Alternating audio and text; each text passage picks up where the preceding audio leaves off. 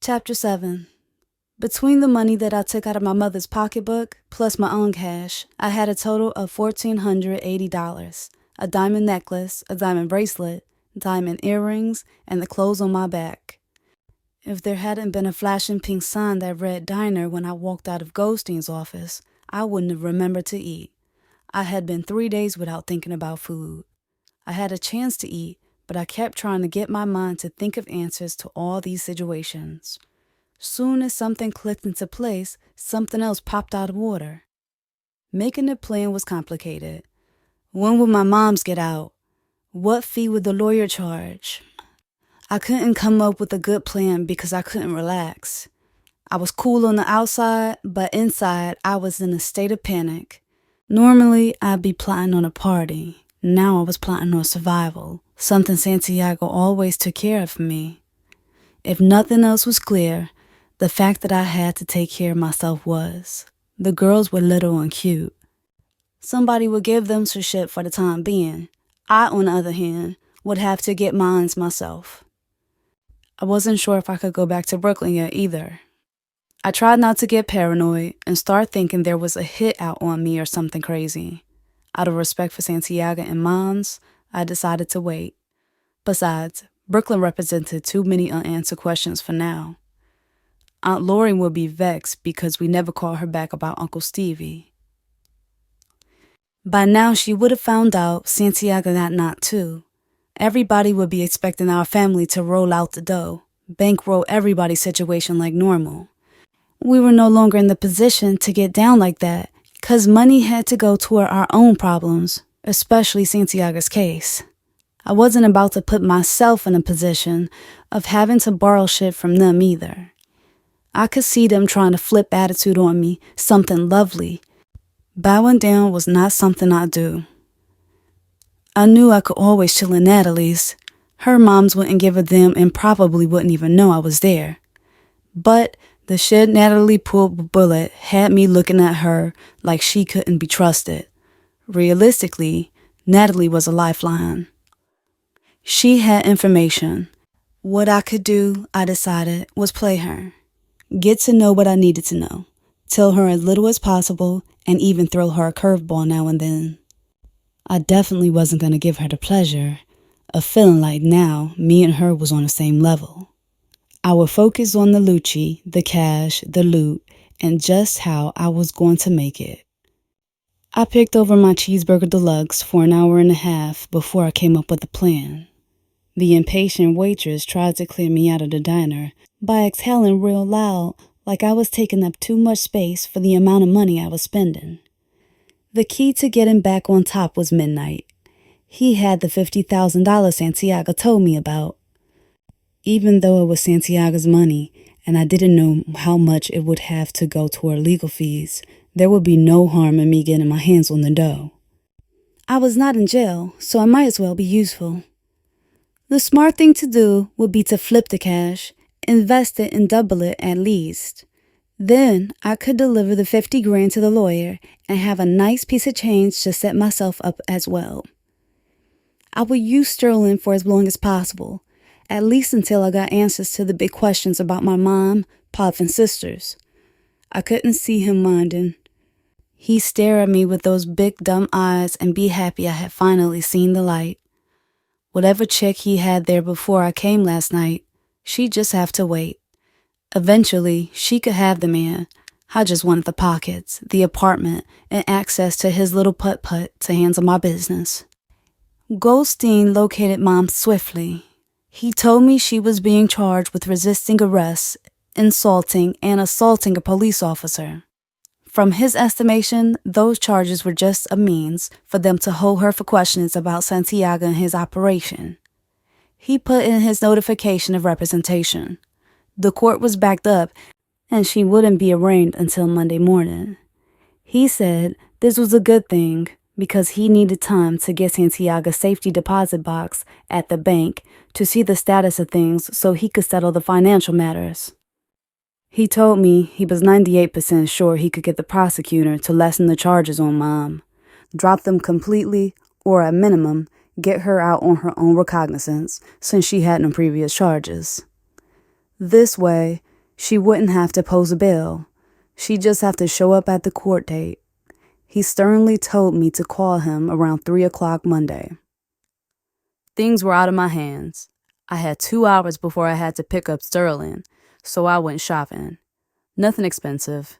The Gap, Banana Republic, basics check to get me through the weekend and the following week. $300 was the budget I gave myself. Why waste words on Sterling? Know that he was quick to dump the female friend he had over the other night. He was glad I decided to stay with him for the 2 weeks. My parents are out of town. He said he couldn't blame me for not wanting to stay in that big house alone and that he was happy I chose to spend my spare time with him. Early Monday morning, Mama was released. She had on the same clothes she went in with. Overall, she looked busted. Wig off, hair in a bad need of Erling's, mouth permanently twisted, I guess. She went off about the feds, seizing her leathers, furs, suedes, jewels, furniture, and house. She was enraged by the loss of her record collection, which she had carefully acquired over the past 17 years. Whoever heard of the legalized robbery they orchestrated? And whoever thinks they can steal my babies got to be crazy, 'cause I'm going to get them back first thing tomorrow when the Bureau of Child Welfare office opens, and Magdalena needs her ass kicked. She should have known better than to let some woman in the house who was not in our family. And let me see a motherfucker driving around in my red Benz, sporting my wares. They'll get their ass carjacked right on the spot. Where are you going to live? I asked Mama. She started laughing like the penguin on Batman. Don't worry about me. What else can they do to me? They already shot me in the face. What they gonna do next? Are you going to stay with Aunt Lori? She's going to be pissed about Stevie and money and everything, I warned. She waved her hand in the air as if to say, none of that mattered. After all I did for her, Santiago gave that worthless husband of hers a job when nobody else would. She better recognize. She just better make room for me, treat me like the queen I am, and just help out till Santiago gets home. He'll straighten all of this out. Speaking Santiago's name put her in another frame of mind. I saw her eyes switch, and her voice did too. I saw Santiago, I said. He's all right. He asked about you, of course. He wants you to come down to see him on Thursday. Dress your best, he said. He wants to show you off. Mama cried. The twins were divided. We don't like to do it, but all of our facilities are overburdened. We had a space for Mercedes Santiago in Manhattan. The other one, Lexi, is in Brooklyn. Portia Santiago is in Queens.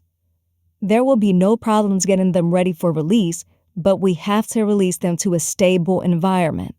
As it stands, Miss Santiago, you are still under criminal investigation. You have no residence. The address you're listing here, your sister's apartment, is a Section 8 residency.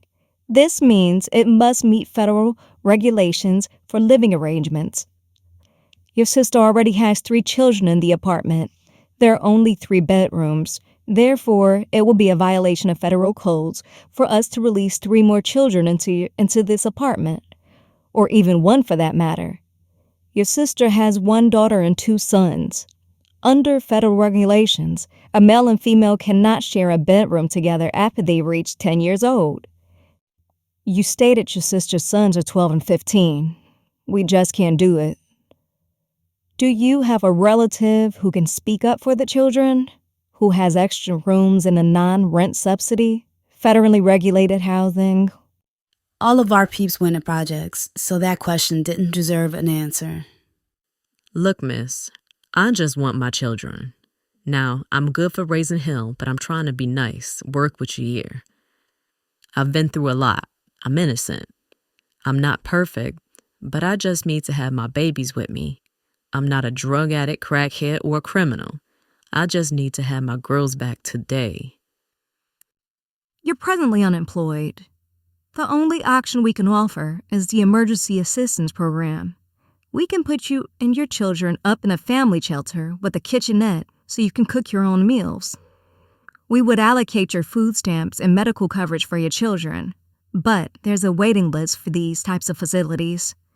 There's no way we could release the children to you with no income and no apartment. To be honest with you, Miss Santiago, there are also some more problems with this case. The girls are 5 years old, but they're not registered in kindergarten. Why? Did they attend private schooling? No, if you check the birthday on the girls, you'll see that they turned 5 after the deadline for kindergarten registration. Oh, I see, okay. Anyway, Mrs. Santiago, we are willing, in the meantime, to place you in a women's shelter while you try to pull things together. Sometimes it's better to check into a shelter than to move into another problematic environment. The girls tell me, and our records show, that there's another child, one Winter Santiago. Is that you? She asked, eyebrow raised. No, I'm Rosie. I'm a family friend. I lied. We'll need to know the whereabouts of the other child. Legally, she's still a minor, and we're responsible for her. We can place her in a group home with lenient rules and regulations since she is an older child. We can help her complete her schooling, as long as she has no history of emotional problems, violent behavior, or educational dysfunctions. She wouldn't have to live in a restrictive or reformatory facility. When can you arrange to bring her in, or provide us with an address so we can have her picked up? My mother glanced at the big armed security police stationed in the corner of the room. She looked at me and said, This is unbelievable. Can I have your business card, miss? I'll give you a call and let you know what I want to do. Give us a call soon. We need to locate Winter. Should I put you on the family shelter waiting list in the meanwhile? My mother lowered her eyes. Yes, but I believe you'll be seeing me in court very soon. I need to get my girls back right away. In Goldstein's office, my mother went off. Goldstein had the confidence of a well-paid elderly gentleman. He let her rattle on and remain courteous. Let's separate the matters. First of all, we're operating with a nut of $50,000. This is what I received from Santiago's safety deposit box. The real money is in his bank accounts, but his bank accounts are all frozen. His business records have all been seized. None of that money will be accessible until after the case is closed. Depending upon the way things unfold, that may never be attainable. Given these circumstances, that's a small nut. Deduct $7,500 for Miss Santiago's case. $7,500 for what? For getting all the charges against you dismissed, Miss Santiago. That wasn't easy. I really had to lean on the prosecutor in Long Island. You could be doing 6 months to a year and a half right now. I'd say your freedom is well worth your money. Wouldn't you agree? But I didn't resist arrest. I didn't assault no officer. How could I have assaulted him when I was already handcuffed? Be that as it may, I took care of everything. My fee is $7,500. The case for your children will require a retainer of $3,000. That's a discount. Family court is a messy matter. A lot of this will depend on whether these cases get separated or not. There are several co-defendants. Some of these cases can drag on and on. It's a little early to discuss. However, if we go into appeals, we're looking at another major set of expenses. You need to be prepared for that. It all depends on how far Santiago wants to take it. What exactly is my father being charged with? I interrupted. The lawyer surrendered one of the folders in Santiago's file. There were 10 sheets of green papers issued by the court. The answer to my question? I said. What is he being charged with? Everything. You name it. Santiago's being accused of it. Conspiracy, murder, weapons, money laundering, tax evasion. It was ridiculous to me. People don't understand Santiago's world. It's business. Nobody kept the drug dealer's business in check but the dealer himself and the team he set up. There has to be punishment for those within the team who test too much and step out of line. There has to be punishment for outsiders who attack the business. Violations have to be responded to. Otherwise, the business don't flow correctly and people try to take advantage. They shouldn't be able to barge into our business and force their rules on us. Not but Santiago knew his workers better than anybody from the outside. Everybody in this game knew what he was dealing with. Nobody forced them into this business. They understood the risks. Besides, the drug dealers helped America to be rich. If it wasn't for us, who would buy the fly cars, butter leathers, and the jewelry? We put so much money into circulation. More than those little nickel and dime paying taxpayers. We employ half the men in the ghetto. Nobody else gave them jobs. So why be a player hater? It was $60,500 that had to go to the lawyer up front. Goldstein already had $50,000. Soon as I tracked Midnight, I'd locate the loot and deliver the $10,500 to Goldstein. I'd have $39,500 to push around and double. Daddy said Midnight would be released. I offered him a partnership since he already knew the business. He'd go for it as long as he got his cut. Mama and Goldstein were closing out their talk. Mama was asking if she could arrange to see the kids at the places they were being held. Goldstein promised to look into the matter. On the way out, I asked Mama, "How was last night at Aunt Laurie's?" It's as cool as can be expected. She keeps asking if Santiago had put any money away for a rainy day. She wants me to know it's raining and she needs cash. What did you tell her? I didn't tell her shit. I just looked at her like this. Mama made a real ugly face and rolled her eyes into her head. I laughed. Mama was becoming a real comedian. After I made this face, she knew the deal. Don't ask me for shit. I never mentioned to Mama that Santiago told me about Midnight having some money set aside. I don't know why I didn't. I just didn't. After repeatedly beeping Midnight, he finally answered my page. Who this? A shockwave shot through my body. Winter. What do you want? Santiago. Where do you want me to meet you for dinner? I'm in Manhattan. I can meet you on 34th and 8th tonight at 8. We can go any place you want from there. The wind was whipping the pleats of my wool skirt, offering a free peep show to anybody who was looking. I was feeling a little more relaxed in the new suit, though. I knew the money was real tight, but this suit was an investment. If I could walk Midnight into my corner, we could regroup, create a new hustle, and land on our feet like cats. Whatever Midnight decided to do would affect my father and even my own life, but I wasn't about to give him the impression that I was desperate. I wasn't stupid enough to go and try to get my hustle on without the input of a real player. Midnight knew the ins and outs, plus he knew my father was loyal to him and he could duplicate Santiago's style of running things. In fact, Santiago could somehow counsel him from the inside. Santiago had stayed on top for so long that Midnight and a few years of working for him had to have learned the secrets to his business. I knew at first me and him would have to squash any beef we had in the past, even though I never understood what the problem was anyway. He acted like me wanting to get with him was a crime. As serious as things were now, I was sure he would see that me and him gotta work together. Otherwise, some lowlives were going to be happy to watch us sink down to their level. I promised myself not to piss him off. I was going to stick to business. You called about the money, right? Well, I'll have it for you. Monday morning. Where do you want me to drop it off? Midnight had rolled up to the curb and dashed open the window.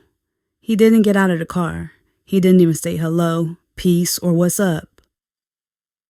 I thought we was going for dinner, I said nicely, bugging out on how he was treating me. That was just something to say to keep you from running your mouth on the phone. There's a lot of brothers in jail today because they or some silly girlfriend don't know how to shut up over the phone. I knew what you wanted. I'll take care of it. Meet me on Monday at 1:30 p.m. on the pier outside of Louis' restaurant at the South Street Seaport. He pressed the button and the window closed tight. As his wheels started to roll, I kicked his car with my foot. Wait a minute. Wait a fucking minute. Who the fuck do you think you are? He hit the brakes, reversed, and the passenger window rolled down. Are you crazy? The last thing you want to do is make a scene. Well, I'ma make a movie if you don't show me some respect. Respect? What do you know about that? I saw your naked ass on a videotape, sipping champagne with Bullet. Who'd have ever known that Santiago's daughter would be sipping bubbly with the nigga who's working for the other side? While your daddy was being raided by the feds, you were drinking butt naked with the enemy. His words pierced me like knives. I was tongue-tied. I had been part of a setup. My mind tried to reject any blame. I would never do anything to hurt Papa. My chest was heated up. My mouth cranked up and said whatever came to mind. Yeah, I was with Bullet, so what? You got a problem with that? I spent the night in jail behind your stupid shit. That's right. Slick Kid brought the video to Big Mo's to celebrate how much of a fool some small-timer like him made of Santiago's daughter. He showed the video on the bar TV at Mo's, Oliver Spot. Wait, we used to run shit. I'm chilling in the back room, doing what I'm supposed to be doing, when Mo comes in the back to tell me what's going on. I come out to the bar area blowing my cover.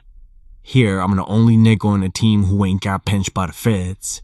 They ain't got nothing on me, but I gotta sit in the pen for 2 nights for beating the shit out of a little broke-ass nigga 'cause you a stupid bitch. Back off my ride. I'll bring the money to you on Monday. He pulled off. Furious wasn't enough to describe the intensity of my feeling. Below the anger, my thoughts played dodgeball. I ran to the nearest telephone and gave Natalie a call. She picked up.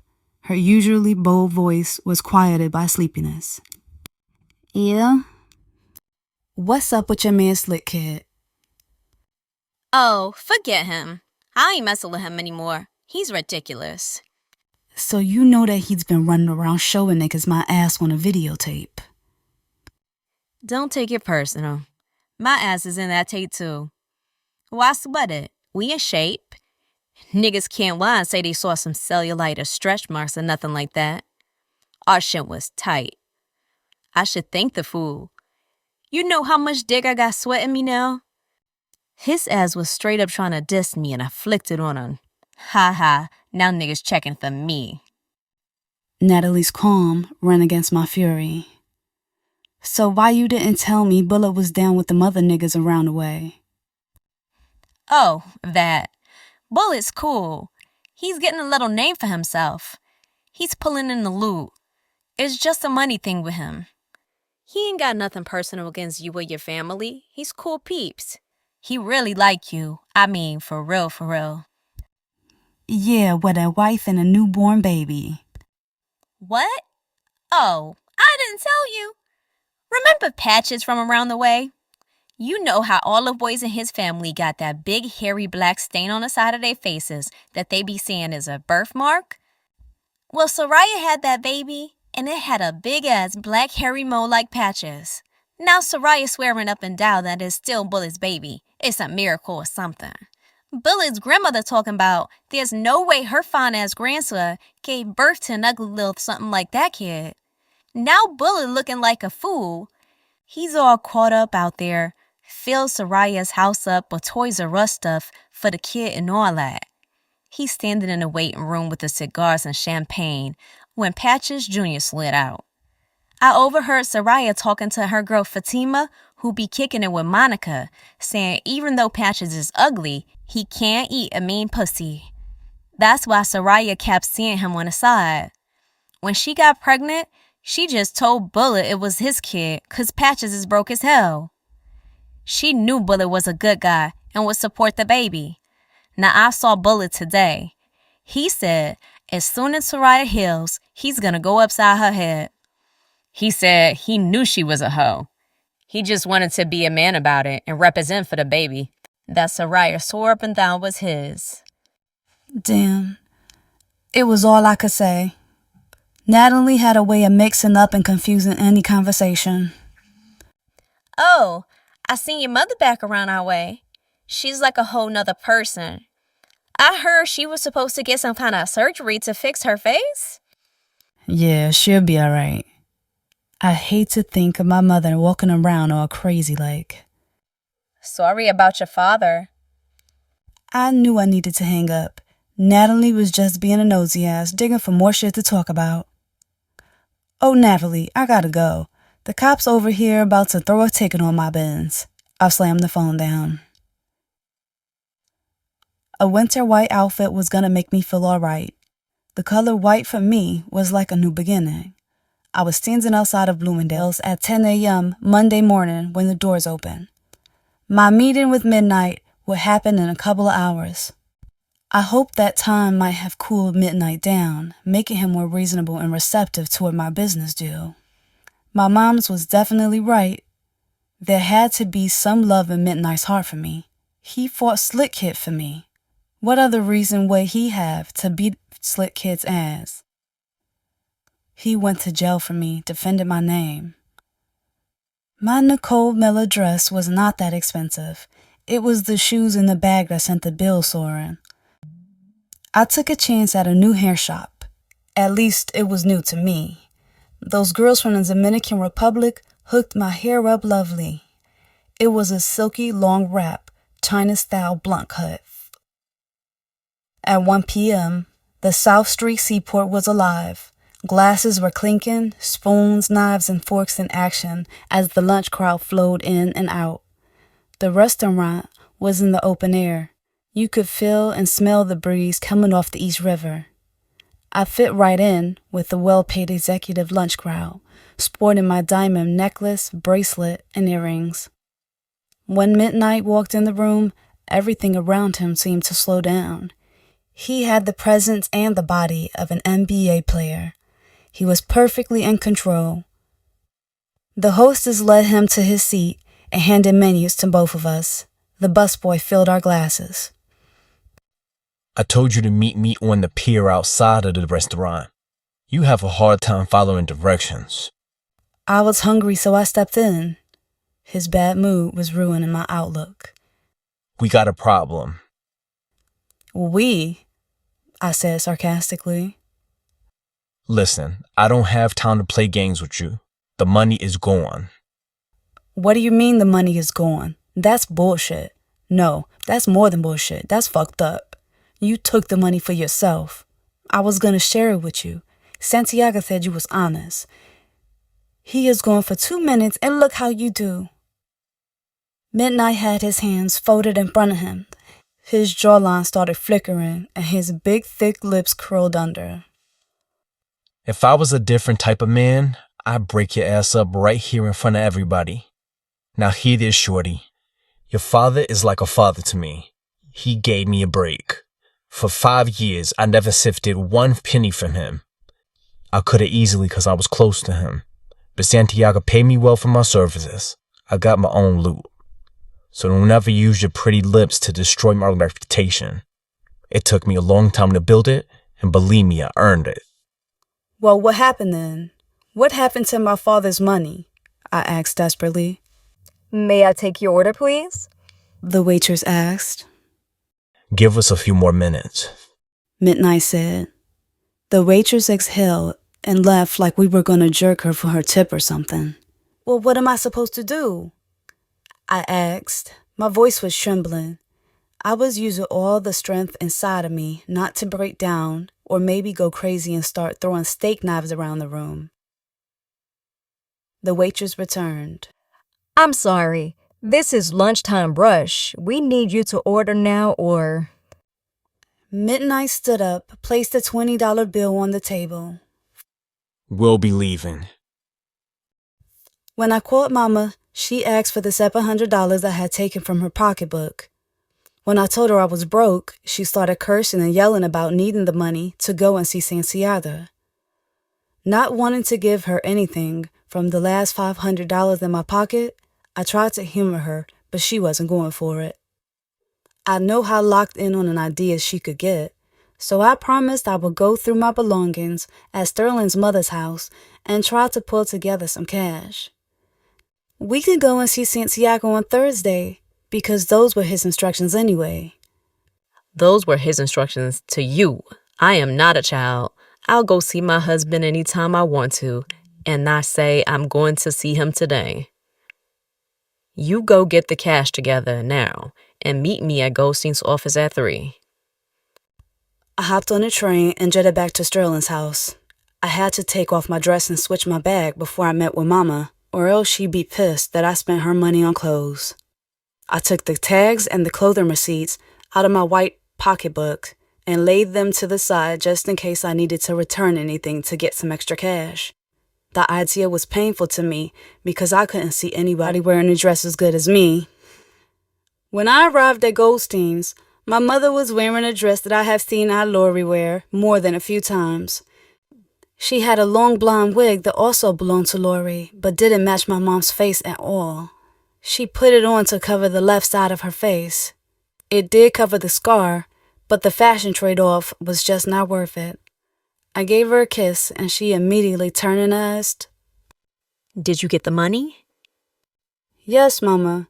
I have enough for both of us to go see Santiago, eat some dinner, and for you to get back to Brooklyn. Good, let's go.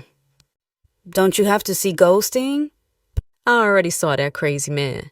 He's talking about I can go to see Portia tomorrow, but it will be a supervised visit. We can't leave the facility with her. These people trying to treat me like I did something wrong, like I'm some type of child molester or pervert or something. They processed us at the jail, checked identification, made us take our shoes off, and laughed at the hole in Mama's stocking right at the big toe. They patted us down, frisked us, and escorted us to a bus that took us to the prison waiting room. We signed in a big book, learned my father's prison number, were told never to forget it, and we sat. The room was filled with all kinds of women, all ages and some children, mostly all dressed in what would be their best, with about 50 different perfumes, deodorants, and colognes hogging up the air. The carefully stationed guards stood in each corner doing nothing except making sure we did nothing. There was one big mouth guard coming in from the corridor that led to where the prisoners are. He would come into the room yelling the last name of the prisoner, escort the visitor to the back, and signal when your time is up. When he finally came in and called out Santiago, my mother got up. So did this young Puerto Rican woman holding a baby boy. But both women kept approaching. I was seated in a chair waiting for Mama to see him, then I would be next. I checked out the mix-up. The Puerto Rican girl, I guess, was about 22 years old. She had long, jet black hair down to her ass. She was sporting a Donna Karan pantsuit, something to mention because that was the expensive line. Most people could only afford the DKNY line. She had a big diamond ring on the unmarried finger. Her son had on baby Jordans and a guest jumper with a matching hat. He had a gold identification bracelet on his little wrist. The officer held up his hand and said, Sorry, ladies. There's only one visitor at a time. Now who's going to be first? I thought to myself, that's how my son's gonna look, dips and paid. My mother said, I don't know which one of us you're talking to. I'm here to see my husband, Ricky Santiago. The Puerto Rican girl was proud but reserved. She said, It's okay, officer. I'll wait. My mother blew up, jumped in the girl's face and said, What do you mean you'll wait? I'm here to see Ricky Santiago. Who are you here to see? No, it's okay. The lady said, waving her hand so my mother will go away. What do you mean it's okay? My mother's face was angry and her twisted mouth was going nonstop. Who are you going to see? Are you trying to say you're here to see my husband? The lady stood there, blank-faced, and did not answer. I said, who are you here to see? Ma'am, it really doesn't matter. The lady says she'll wait. So you come along with me and leave her alone. The guard grabbed my mother's arm firmly and led her down the corridor for her to visit with Santiago. My investigation started the minute I could no longer see my mother. I went to the sign-up book, telling the officer I wanted to make sure I put down the right number for my father. I checked the number me and my mother wrote and ran my finger down the row of numbers until I saw Santiago's number written again. I slid my finger across the left side of the page to see the name of the visitor. It read, Dolce Tristamente. I approached Miss Dolce slowly, sat in the chair by her, and said, "So are you here to see Ricky Santiago?" She looked into my face nervously and said, "No." But then I saw the baby bracelet. In big block letters, it was engraved, Ricky Santiago Jr. "You lying bitch. You are here to see my father, you fucking whore. Don't you come around here looking down on me and my mother like you better than somebody." Look, I didn't say anything to you, so back the fuck off. Sweet little Dolce's 5'2" petite frame turned into a roaring fire, the kind most of the Puerto Rican girls I know have. If she wanted to fight, I was down with that.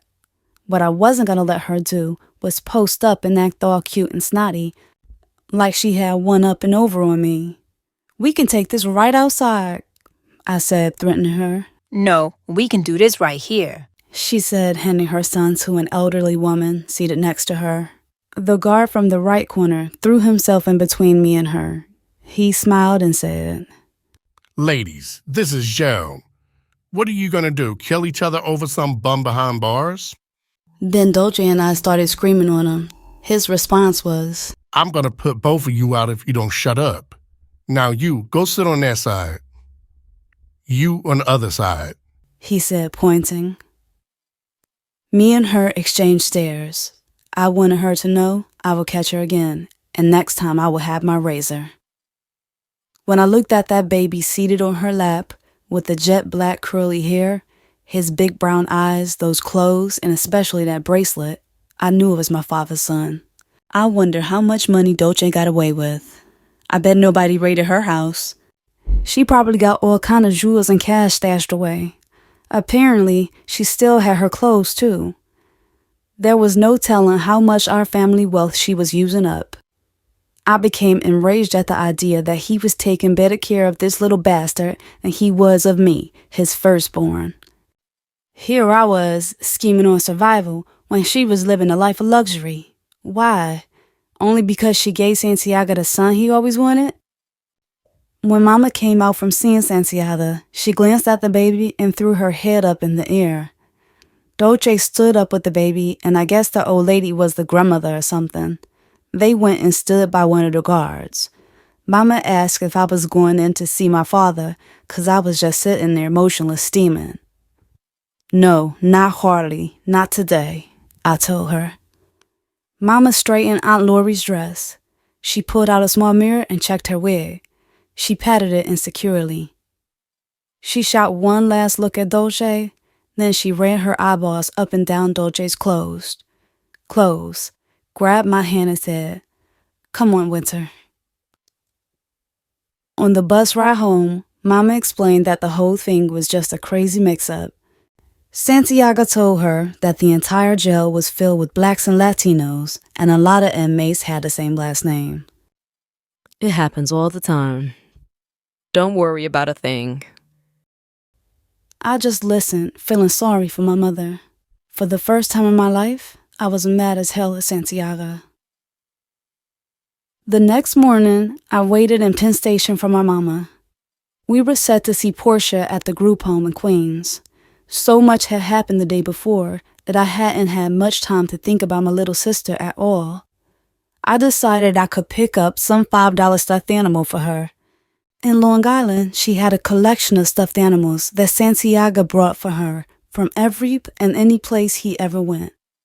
At last count, she had 86 stuffed animals. Santiago even had special shelves designed for the animals to sit on. There were 3 levels that extended across 4 walls in all directions.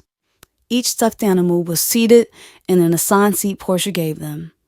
She had a name for each of them and knew all of them by heart.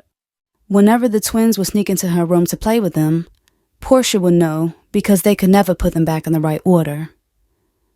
I picked up a Winnie the Pooh because Portia always liked him. I checked for the price. The Winnie was more than $10. I heard my mother's voice over my shoulder. Yes, that's perfect for your sister. Yeah, I think she'll like it, I said without turning around. When I looked up, I dropped the bear. Mama was completely bald. Her entire head was shaven clean. She had on a leather miniskirt from Aunt Lori's tasteless wardrobe. Her top was a white learner's type of cheap collection blouse, imitation silk. On her feet were the unforgivable Payless buy one get one $10 shoes. Ma, what? Oh my gosh. What did you do? Don't make a big deal out of nothing. I just decided that this is who I am. You like it? She stood in the middle of the store with her hands thrown up in the air like she was some type of fashion model. Actually, Winter, B shortcuts are in style now. Get up on it. Come on before we miss the train. Grab the other Winnie over there. That one's all dirty. She picked it up and placed it back on the closest shelf. When the train rides to Queens, Mama told me I should move back to Brooklyn. Aunt B, her other sister, said I should stay with her, share a room with Bianca, my cousin. For the first time in my life, the idea of going to Brooklyn struck me as the last thing I wanted to do.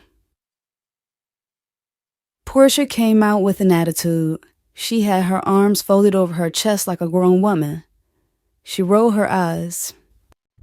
What is wrong with your hair, Mama? Did they do that to you in jail? Did the police shave your hair like that? Baby, this is a high-fashion decision, straight off the pages of Vogue. Y'all are just late with the styles. Don't worry, y'all will catch up. So why am I locked up in here and Winter is out there with you, Mama?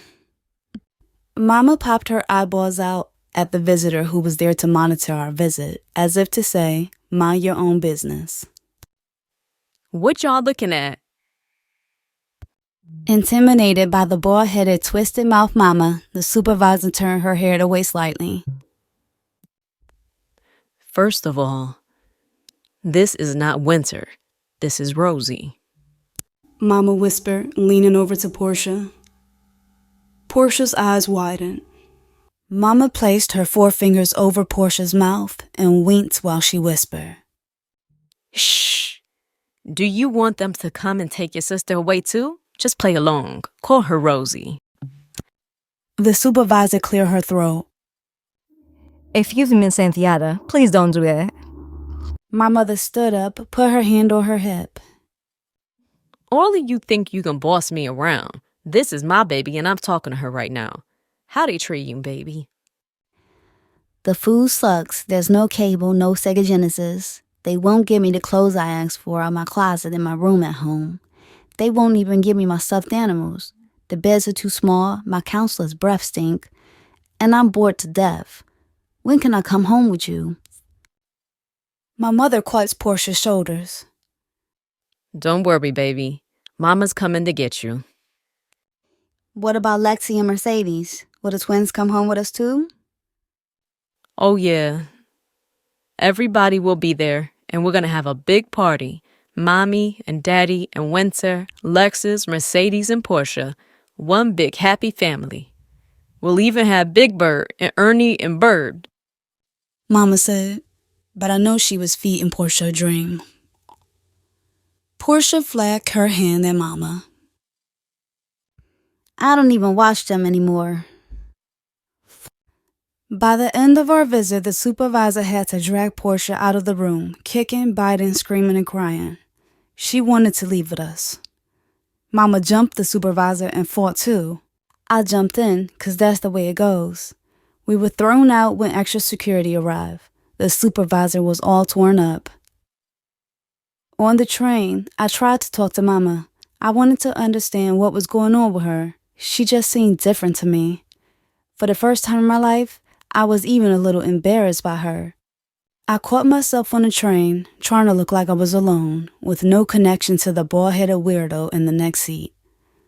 I would stare straight ahead, then turn my legs slightly in the opposite direction so people wouldn't think we were sitting together. Mama kept talking to me anyway, making it clear that we were together. Seriously, Mama, why did you cut your hair? She started to make jokes and I grabbed her arm. No, seriously, why did you cut off your hair? I was just mad. Mad at who? Well, it started with Aunt Lori. She knew I had been wearing a blonde wig because it worked for me. She come talking about she wants to use a blonde wig because it goes with her tiger dress that she's going out to the bar in tonight. Now she knows I don't have money to go to Earlene's right now, and I'm damn sure not about to ask Earlene no favors. I figured your aunt was trying to be cute by taking the wig away from me. Now she knows I'm not the type to go borrowing things in the first place, so I said, I'll fix her. I'll never ask her for no more of her weaves. I'll just cut off all my hair. But now everybody can see your scar and where they operated on you and everything. Well, when I was in the mirror at first trying to style my own hair, I realized I wasn't really gonna get no money for no plastic surgery. I might as well be proud. She said, smiling. But why? I asked. You can't get no respect in Brooklyn being down on yourself. I was sitting in the living room looking at Aunt Lori's old record albums. I saw that live hoe Grace Jones. It clicked in my mind. It's like a sign.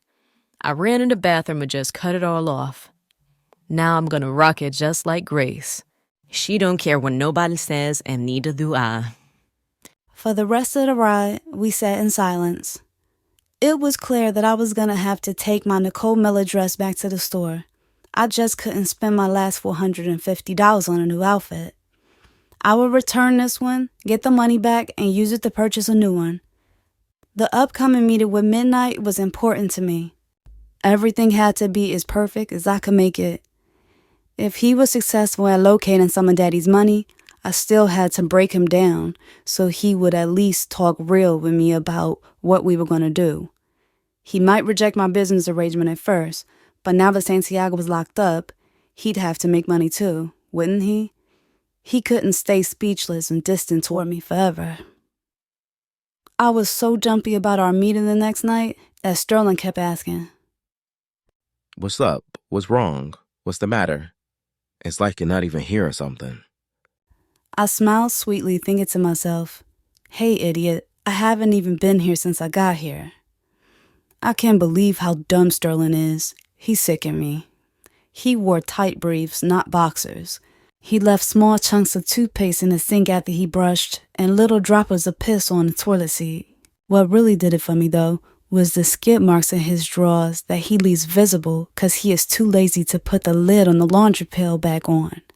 Worst of all, he reminded me of the bad shape I was in, being homeless and all. I hated him for it. Sterling only had about $100 to $150 a week spare cash on hand after paying bills. He really ought to have realized he couldn't buy no quality ass for that kind of money. Friday, it would all be over for him. I would tell him my parents were back for vacation. I'd leave with my things in one of his suitcases. He'd call me later in Long Island. The phone would be disconnected. He would spend the rest of his life trying to figure out where I had disappeared to. I'd have to get the money from Midnight and a little business one, or maybe Midnight would let me chill up at his spot until I could get my place situated. I traded my Nicole Miller outfit easily for a Calvin Klein dress. Things went smooth. There was no sense in the store clerks arguing with a regular customer, even if they could detect that I'd already worn a dress. I had time to get my hair touched up as well as my nails. My hair was swept up into a French bun, and my skin was perfect, smooth and clear. My ears held my diamond studs, and I carefully put on my necklace and bracelet. I tried to speculate on exactly how much money Midnight would come back with. I came up with an A budget and a B budget. The A budget was if he came with something around $50,000. I would bring the money to the lawyer for Santiago, even though I was still mad about Doje. I would take a couple $1,000s for the apartment. If I was lucky, I'd find a place big enough so my moms could get my sisters back and we could all chill. The rest of the money would be from me and Midnight's investment. Now the B budget worked like this. If he came back with $20,000, I pay the lawyer $10, invest $7, and keep $3 for myself. When our investment paid off, then I will worry about everything and everybody else. At 59th and 8th, I sat outside of Central Park near the statue and waited for Midnight to arrive. When I spotted his freshly washed black Acura with the gleaming wheels coming around a circle, my heart jumped. He pulled up to the curb. Get in. How you doing, Midnight? I asked, really sultry and cool. I was gonna be more womanly and in control, I told myself. I'm cool. He said with little emotion. Well, what did you come up with? Yeah. We can check out that museum. It's only a few blocks over. What? I asked as I knitted my eyebrows together. He raised his hand to cut the conversation short. I was wondering what was going on. I sat quietly, glancing to the left. Into the back seat, I caught the glimpse of a suitcase strap. My body filled with panic when I saw Midnight's bags packed. So many different thoughts filled my head. The first one was treachery. Midnight had all the money, all of it, I thought. All the money Santiago had, he had. Now he was gonna break me off a little piece, pretend the rest had been stolen, and fly to Colombia or something to hide out. Midnight must have been down with the other team all along. He sold my daddy out, and that's why he was the only one who didn't get locked up. Now he was dipping out on not only Santiago, but the other guys too. He had a plan so sweet that he has ended up with all of our cash and both of the other teens got jerked. When I turned sideways and looked at him, I thought he looked so sincere. A new thought came. He was gonna show me the money, all of it, and a yellow business type envelope. No, a briefcase, a black briefcase. Then he was gonna say that he and I should go away for a while, regroup, organize ourselves, make some more dough, big money.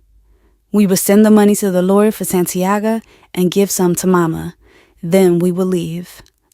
But then, why didn't he tell me last time I saw him to pack my bags?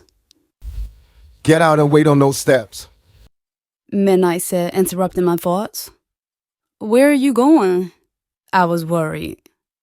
I'm gonna put a car around over near Rackham Park. What's up with the museum? I questioned him after he parked the car. We not going in there. So why did we come here then? Come on. We'll sit down right over here. He pointed to a table with benches. When I got over there, I noticed nasty blotches of bird shit splattered around. Let's sit over there, I said, directing him to another table with an umbrella surrounding it. Midnight grabbed my arm tight.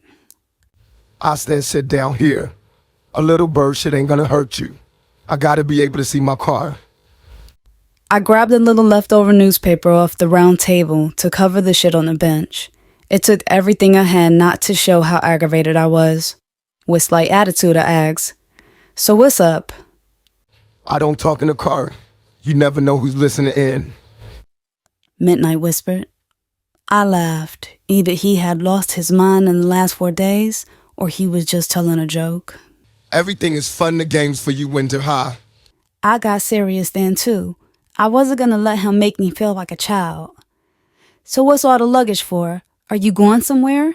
Yeah, I'm leaving. Going where? I was horrified. That's my business. All you need to know is I'm out of here.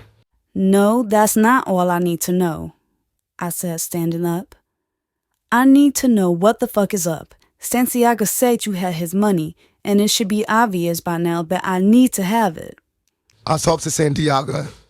He knows what happened. The money is gone. Even the money he put aside for situations like this is gone. Somebody he trusted, though, crossed. The way I see it, he got raided by the street niggas, and he got raided by the authorities. The authorities uncovered shit nobody but family should have known. Well, let me ask you something, Midnight. How come you get away smelling like you ain't have shit to do with nothing? How come everybody else is behind bars and you cruising around in your damn Acura like your shit don't stink? Because I'm smart. I figured this day will come and I planned for it. Nothing good lasts too long. I never did no talking to anybody. I never kept no shit in my place. You can't be in the business yakking off at the mouth like a woman.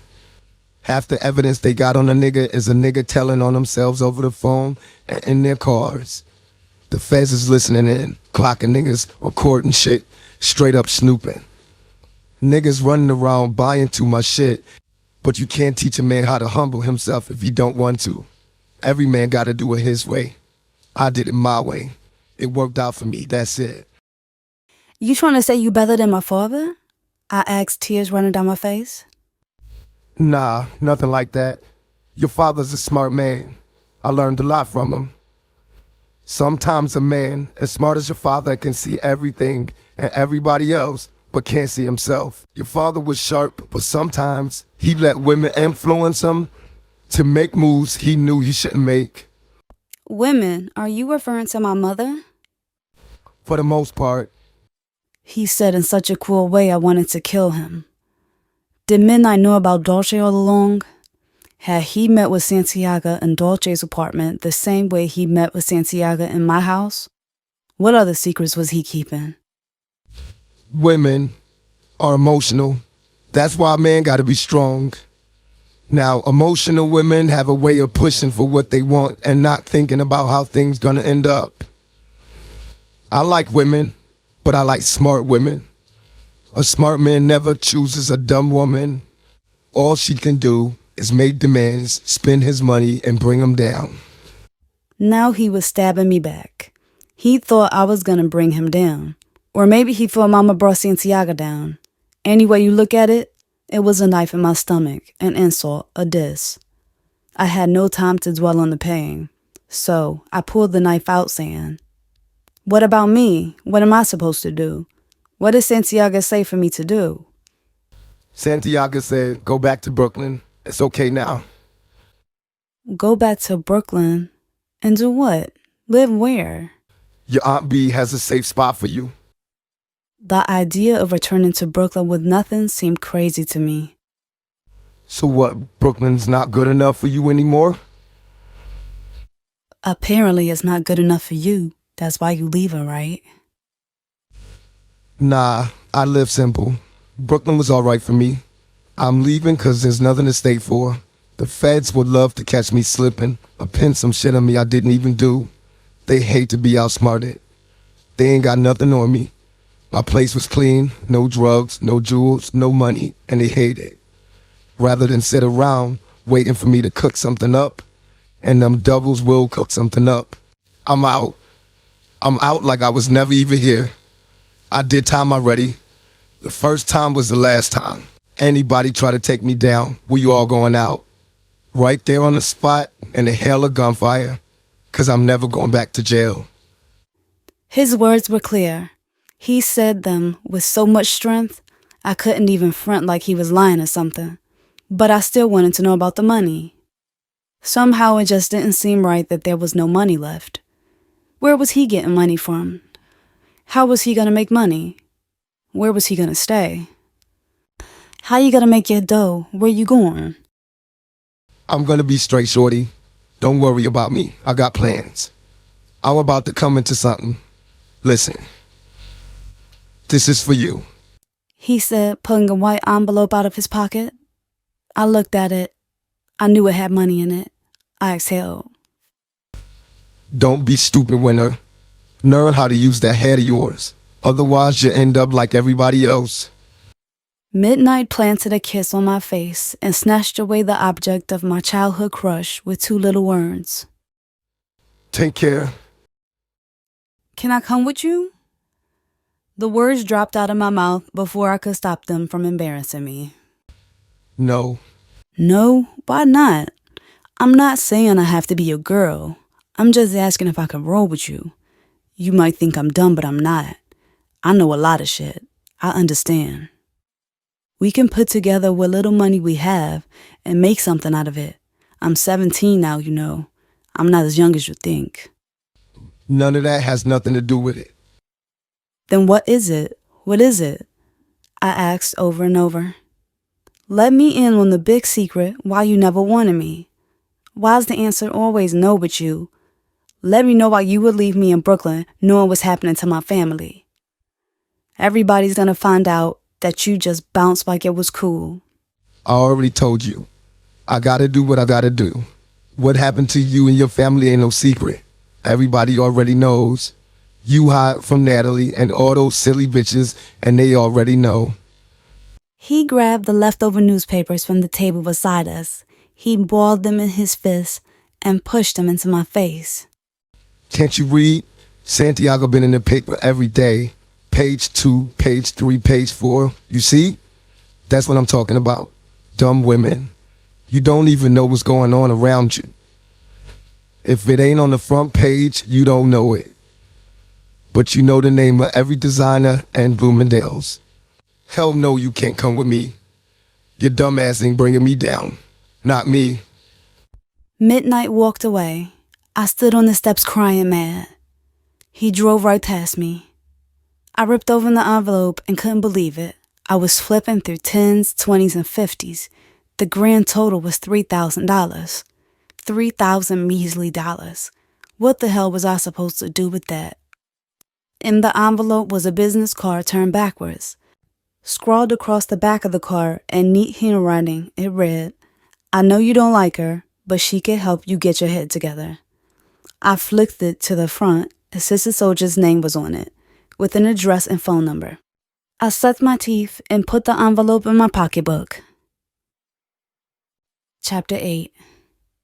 I walked until I saw a cute little coffee shop. I bought a newspaper from the stand and ducked inside. Inside, I flipped to the section with apartments for rent. I took a jar of nail polish out of my pocketbook and splashed a red dot on all the listings I was going to check out. I had already decided I wasn't going back to Brooklyn with everybody feeling sorry for me. I wasn't going to give Natalie the pleasure of feeling like me and her was on the same level. I'd find a decent place to stay while I put my survival plan together. I put the money for the tea and fries on the table, plus $1 tip.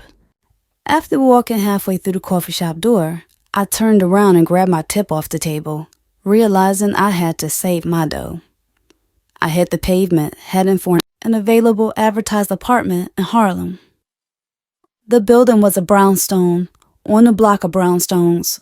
This particular one was real nice and neat, with a decorative iron fence on it and flower pots on the left and right sides of the entrance. The landlady came to the door and peeked out the curtain. She was only about 5'2", real dark skin with a colorful scarf on her head, a dress, and house slippers. After opening the door, she stood behind the lock gate looking me over from head to toe. She spoke with a thick West Indian accent. Good afternoon, child. What can I do for you? I'm interested in the apartment you have for rent. I was confident and I looked good, expensively dressed with a fresh hairdo. Are you alone? She asked as if she couldn't tell I was standing on a step by myself. Yes, I am, I replied, trying not to be snotty. She went into her front pocket on her multicolored dress, pulled out a small key, and unlocked the gate. What's your name? Winter Schulman, I said proudly. Are you married? No, I'm not. Do you have any children? No. Oh, because we have working people in this building, and little babies are wonderful, but they can be a loud disturbance in the middle of the night. No, I don't have any children, I reassured the suspicious little lady. What floor is the apartment on? I asked, trying to hurry her along. Oh, it's on the second floor. We'll go up in a minute. So how did you hear about the apartment? I read about it in the paper. I said, wondering why she put an ad in the paper if it was supposed to be a secret. Oh, how old are you? I'm 22. Are you a student? Yes, I am. I lied. I figured that must be what she wanted to hear. Oh, that's nice. What are you studying? I paused, couldn't think of anything. I looked down at my shoes and quickly said, fashion. Whoa, that's nice. Well, you look good, child. I hear them models make a good living, but that means you'll keep irregular hours. Not understanding her, I said, "What? I mean, excuse me?" Well, like I said, people in this building, we're all working people, so most of us are out during the day. So my husband and I turn the heat down during the day because nobody's here. Around 6 or 7 p.m., we turn it back on. It's a way to conserve and save money. Yes, but in a few months, spring will be here, I told her. Oh, well, you are planning to be here in the fall, aren't you? I don't rent by the week. This is not a hotel. If you want to live here, you'll have to sign a lease agreement for a minimum of 1 year. Stay right here. I'll be right back. She slid behind the closed door of her apartment and came back with a clipboard. Who is she fooling? I thought to myself. What difference does it make if I sign a lease? When I'm ready to bounce, I bounce. What is she gonna do? Call the rent police? There were 20 million people in New York. Come on. She said, signaling me to follow her up the stairs. She pulled out a large circular key ring with a whole bunch of keys on it. 1-bedroom apartment with a little kitchen, fully carpeted. The place looked like a Barbie doll was supposed to live in it. That's how cute and compact it was. For me, it was perfect. I pictured maybe a leather love seat, a cable-ready big screen TV, and a fancy designer phone. I pictured myself walking around the apartment barefoot with my pretty pedicured toes sinking into the thick carpet. The living room was more than a little smaller than my bedroom on Long Island, but it was cool. I could definitely deal with it. "I'll take it," I said, smiling, looking at the lady, and grabbing my envelope with the cash. I began counting out the dough. First things first, child. You'll have to fill out this application. She said, looking at my cash suspiciously. This was the first time I had ever seen anybody turn their nose up at cash. "Why?" I asked nicely. "I've already told you everything." I know. It's just the way we do things around here. I need this for my records. She handed me a form, asking my name, address, place of employment, education. You know I'm the president of the Block Association. It's small. We're just getting started. Most of the responsible people on the block participate, but you know there are always those few. We're trying to clean the block up, get rid of the drugs, make it better for everybody. We're real careful because a lot of drug dealers have cash. They send a pretty little thing like you in here, but you don't know anything about that filthy way of living. She smiled and added, I can tell. Such a lovely face. Do you have a check? "No, I don't," I responded hesitantly. Oh, here, you must need a pen. She handed me a ballpoint, still close over me in the application. I filled it out, making stuff up as I went along. I play along with her inspection, get my new keys, close my door, and never speak to her again except on rent day. I was Winter Schulman. I attended Brooklyn College. I was 23 years old. I thought you said you were 22. She quizzed. "Oh yeah, I'm sorry, I just had a birthday. I haven't gotten used to being 23 yet," I laughed. Don't worry, child. The older you get, the more birthdays you forget. I'm 23 too. She laughed, getting a real kick out of herself. I pulled out my envelope, counted out $650, and handed it to her. She cleared her throat. You must have misunderstood. The total to pick up the keys and move in is $1,950. 1 month's rent and 2 months security. Security for what? It's a normal procedure. There was no need to be nice anymore. There was no way I was giving her all the money I had left. She looked at my screwed up face. Don't worry, child. It's fully refundable at the end of your lease. If everything is in order, you can get your 2-month security back in full. If you lose your keys, it's $100 because we have special locks and we'll have to have the whole lock removed and replaced. Every decent landlord around here is going to ask for the same things. Sorry, miss, I said. You must be bugging. Didn't you hear me say I was a student? She shot me a mean look. When I was a student, I had 2 jobs. You have to work to make it in this country. That's how I get to where I am now. I had to work to own this property. No kind of work was too good for me either. $1 is $1 is $1. I handed her papers back and left. Sterling wasn't that dead, I thought. I'd just tell him a new story, something bigger and better. I stayed at his place for a while until I figured everything out. Sterling's apartment was quiet from the outside. My key slid in the lock. Inside the door sat my suitcase. I pulled the case up onto the couch and opened it. My belongings were inside, carefully packed. I rummaged through my jeans, shirts, and dresses, checking to see if everything was there. The side pockets had my jewelry and toiletries in a separate plastic bag. I laughed. Too bad he wasn't as neat with his own stuff. Sterling startled me when he came out of the back room. I hadn't realized anyone was home. On the way over, I had practiced for this moment. It was time to put my act into action. How are you feeling, baby? You must have got home early. You look nice. He said, checking out my outfit, the same one that didn't work on midnight. You like? I playfully spun around. I always have. So anyway, Sterling, sit down. I'm gonna let you in on my idea. He walked over, hesitant and suspicious. We've been cool roommates for the past couple of weeks and tonight you're leaving, right? he interrupted in a voice that attempted to be authoritative. He started mouthing words, but no sounds was coming out. It was like he wanted me to read his lips or something. Winter, I have company. Company? I said loudly, surprised. He put his long finger over his lips to shush me. Remember when you called me to come get you from Long Island? Remember I told you someone was here? Well, she's in the back, and I don't want no trouble, Winter. You did say you were leaving tonight. It's been 2 weeks. Sterling's eyes were concerned. Just looking at his weak ass made me sick to my stomach. But I had nowhere else to go.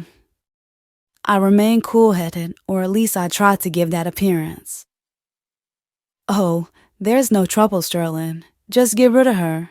I laughed. He didn't say a word, so I came up with a new suggestion.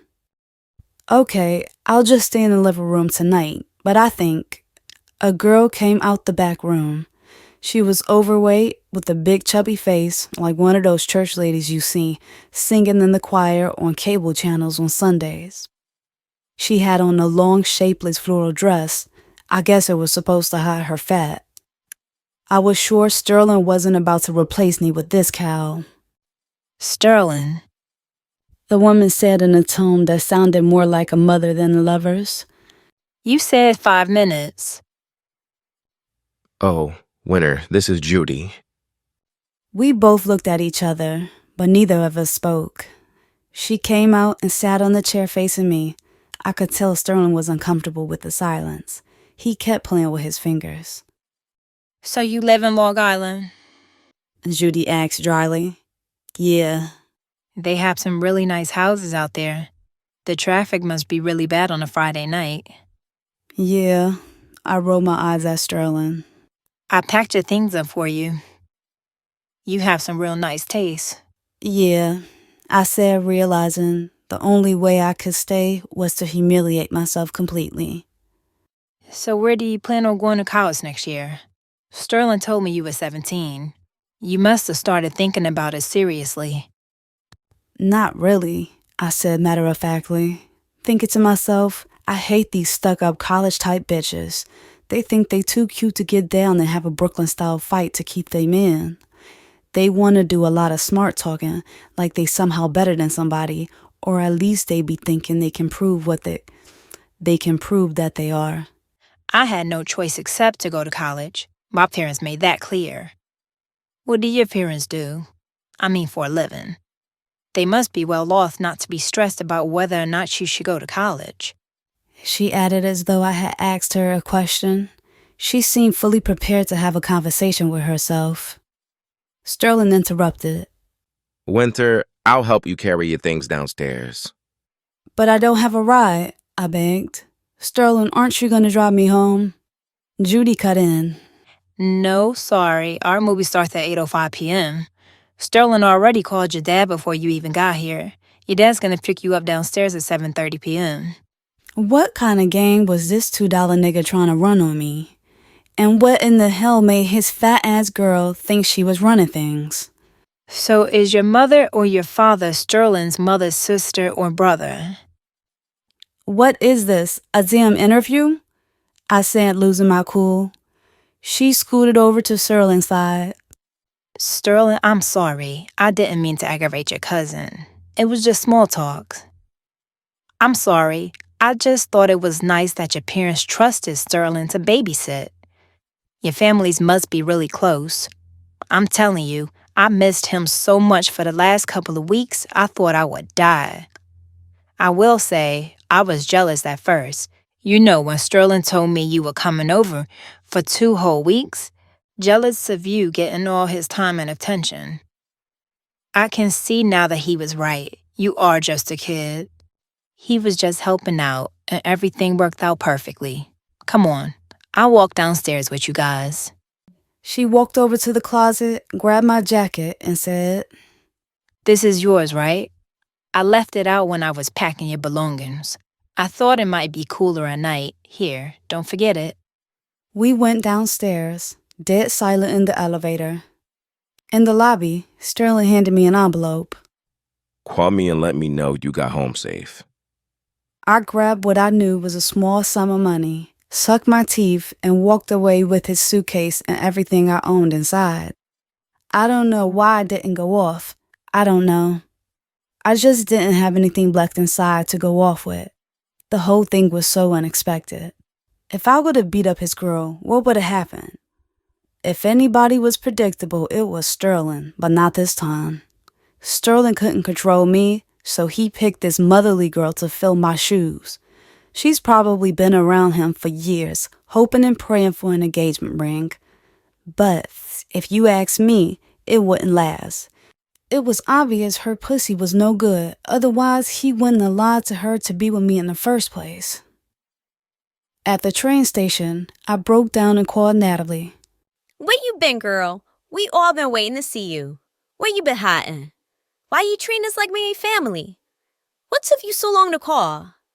For about 3 seconds, I felt bad for not calling her. Maybe it was really all good in Brooklyn. Maybe I had been bugging out, making things worse than they really were. I told her I was on my way to my Aunt B's apartment. I would be there around 10 o'clock at night. Good, let's hang out. Meet at my apartment at 11. We'll go to the club. Why didn't you call first? That's what Aunt B said to me when she opened the apartment door.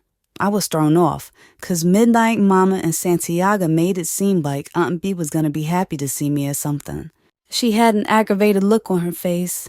She pointed for me to go straight to my cousin Bianca's bedroom, yelling down the hallway. She reminded me to use the bed on the left side of the room. Remember to leave Bianca's stuff just like she left it, 'cause she don't like nobody fooling with her stuff. As I passed the small kitchen to get to the bedroom, I saw a set of male legs inside.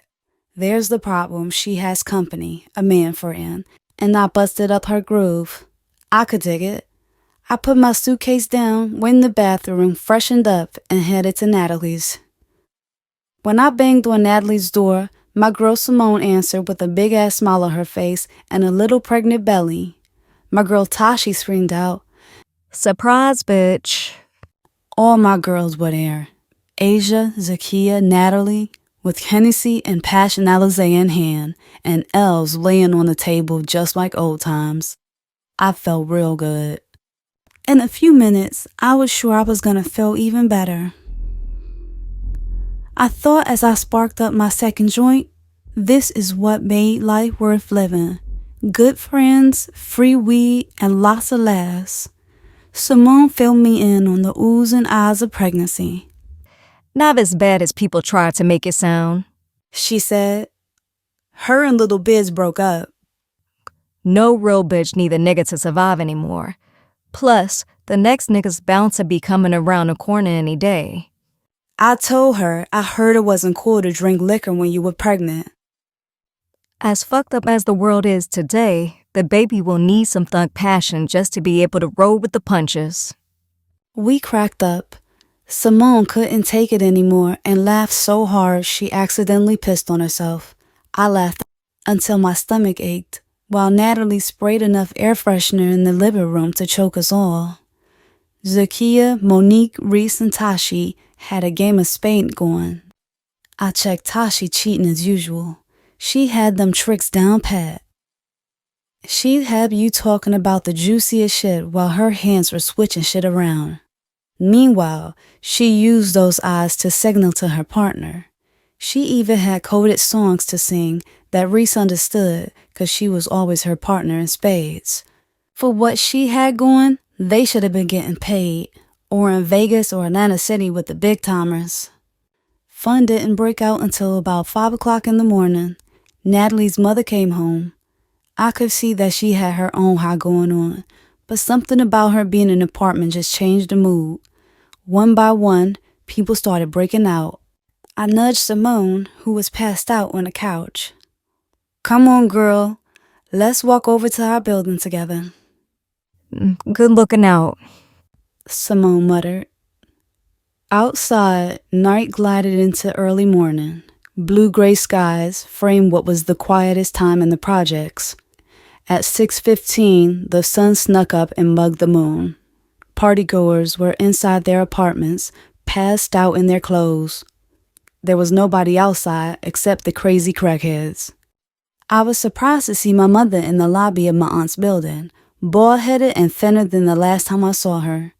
She smiled when she saw me, laughed for no reason at all, and started explaining that she heard I was here in the neighborhood. She was just out checking on me. She knew how Aunt B could be sometimes. I could tell she had her own buzz on too. I didn't believe for 1 minute that she was down in the lobby checking on me at this time in the damn morning. I rode the elevator with her and Simone. Simone got off on the 3rd floor, me on the 5th. As the elevator door was closing, Mama was huddled in the corner, rubbing her arms like she was freezing. As the doors opened on her bizarre face, she was saying something like, "You look good, Winter." I was glad that door shut so fast in her face, 'cause I definitely could not return the compliment. I woke up that afternoon to Aunt B wanting a loan. Since I wasn't crazy, and Aunt B's husband was locked up with my father, I knew that if I gave her money, I'd never get it back. If I gave her money today, she'd start to expect it from me. Eventually, she would start to demand it from me. After a while, she might even try to collect rent for the bed and 6 feet of space on my side of the room. She was flat broke like all of my aunts are now. Their houses didn't get raided and ransacked like ours.